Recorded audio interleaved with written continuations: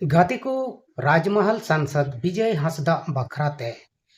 से उनिया बापला बखराते निये को दिन रे अडिगान सोशल मीडिया रे हलचल मचाव कना। आदो चलो बन तिहिन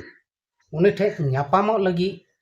झारखंड रेन सीएम हेमंत सोरेन और गांडे विधायक कल्पना मुर्मू सोरेन किन चला कना उनि न्यापामो लगी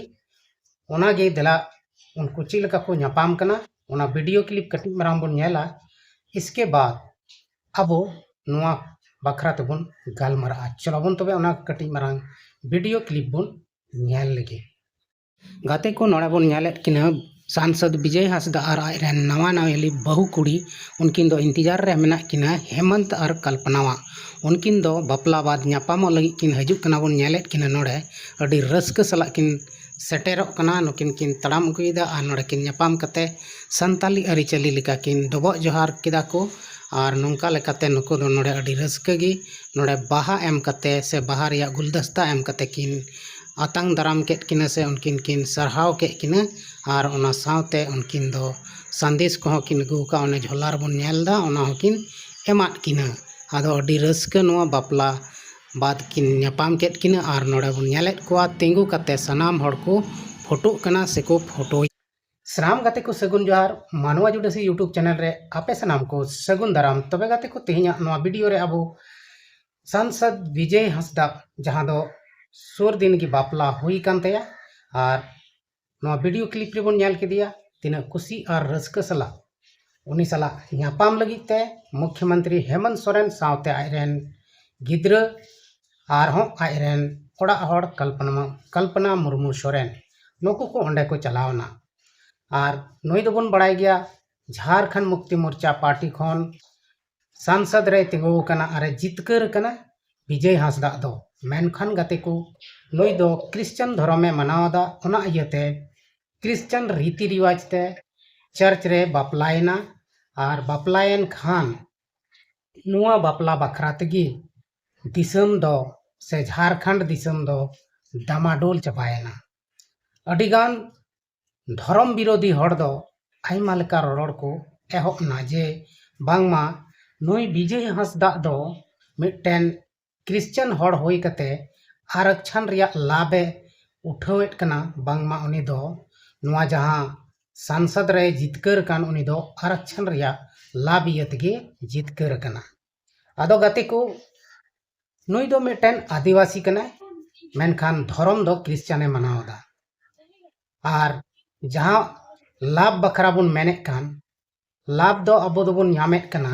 धर्म मनाव बखरा ते दो बांगा बीच कम एसटी से आदिवासी कना बन ओना इयते लाभ दोबन न्यामेट कना। आदो धर्म और जहां आदिवासी जात कान ओना दो बानार गे फराक गया से बानार गे भेगार भेगार गया। आदो नोए नोआ कोगी अबो बाबन बुझाव दाड़िया कना और अथौड़ी हाना नहा बन बोका कना। गाते को अबो बन बड़ाई गया नोआ ईसाई धर्म दो नितो टटका मटका दो नोआ भारत दिसम ते दो बांग हेज अकना नोआ दो अडी दिन खन गे नोंडे मेनाआ और नोंडे नितो चला कना मेनखान भारत दिसम गे नोंकाना देश कना जहां दो धर्म निरपेक्ष बन मेता कान से धर्म निरपेक्ष को मेने कान जे आम दो नोआ भारत दिसम रे दो जहाटा धर्म गे आमेम कुसिया ओनागे मनाव दाड़िया मेनखान नोय नोआ कोगे अबो जोर जोबर बाबन बुझावदा और धर्म बखराते आदिवासी तलारगे तापाम झगड़ा बन क्रिएट दा से बन तापाम झगड़ा कना। आदो अडिगान नुंका हड़ मेना कोआ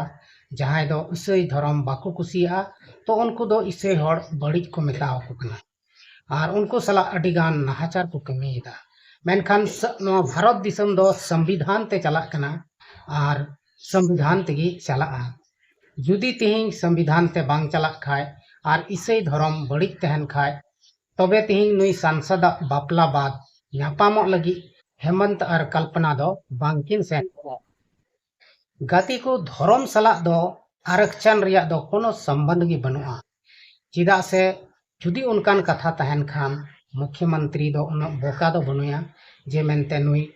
विजय हांसदा सांसद रे तापाम लगी टिकिट एम किया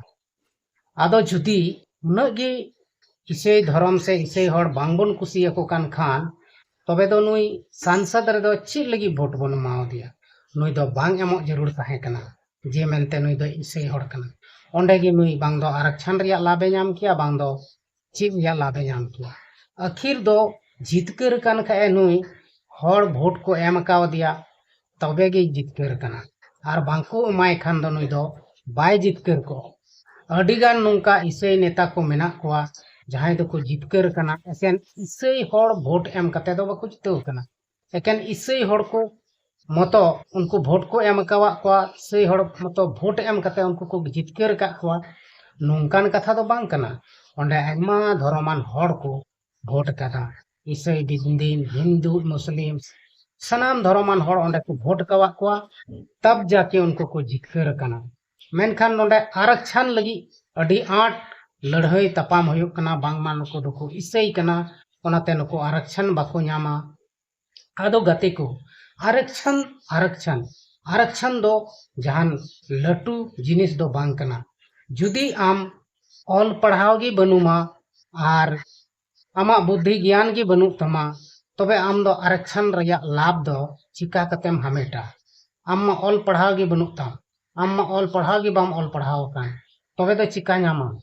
आर आम दो बाम न्याम दाड़िया ओना इयते सनाम खय मांग रे दो ऑलोक पढ़ा जरूर कना ऑल पढ़ाओ सिखनत जरूर कना आम शिक्षाम न्याम लिखाय गी आरक्षण होम न्यामा चाहे दो जहाना रिगे आम नौकरी चाकरी होई दाड़ेताम मेनखान ऑल पढ़ा से मा हर बाबन इदियत को खाली नुआ इसे बिदिन मेन कते बन तापाम झगड़ा अचय कोआ नुआ दो अडी मारांग बड़िक कमी कना आर अडी मारांग नाहाचार होयुक कना आर नितो जुदी नुंका अबो आदिवासी धर्म बखरा तेबन तापाम झगड़ा तो हापेन दिन रे जहां आरक्षण बन रोड बड़ायदा नुआ आरक्षण हो हटिंग चबा आर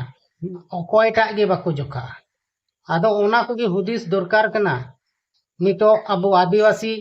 तीना आठ आयमा लेकान कथा होते कोते को बेजेते बना अबो दो बनवासी को मेता बोन कना अबो दो आदिवासी ᱧᱩᱛᱩᱢ ᱧᱩᱢ लगी हो लजा पड़ा कना को अबो दो हिंदू धर्म मान हड़ को मेता बोन कना मेनखान हिंदू धर्म दो मनावे कन गया को अबोरेन हड़ हपन हो से मुस्लिम धर्म को मनावदा सिख धर्म को मनावदा आयमा धर्म को मनावे तबना मेनखान अबो जहां आरक्षण कान ओना दो धर्म सला दो कोनो लेना देना बनुक तेया भारत दिसम रे जुदी ताहेन कान खाय उनी दो जहाटा धर्म गे मनाव दाड़िया ओना लगी दो कोई आपत्ति बनुआ मेनखान अडिगान हड़ नुंका मेना बना जहां दो अडी बड़िज बन बुझावा धर्म बखराते मेनखान धर्म दो शांति लगी तिको धर्मेट कना ओनाते जहाटा धर्म गे मनाव दाड़िया जहाटा रगे आम सुलूक से शांति अटकार केदा ओना धर्म रगे ताहेना आदो चलो बन तिहिना नोआ वीडियो दो नोडे गे बन मुचाद का कना आर हो नेक्स्ट वीडियो रे बन ᱧᱟᱯᱟᱢᱚᱜ कना मा तबे एंडे खान सनाम को गे इन सेन खन मुचाद जोहार।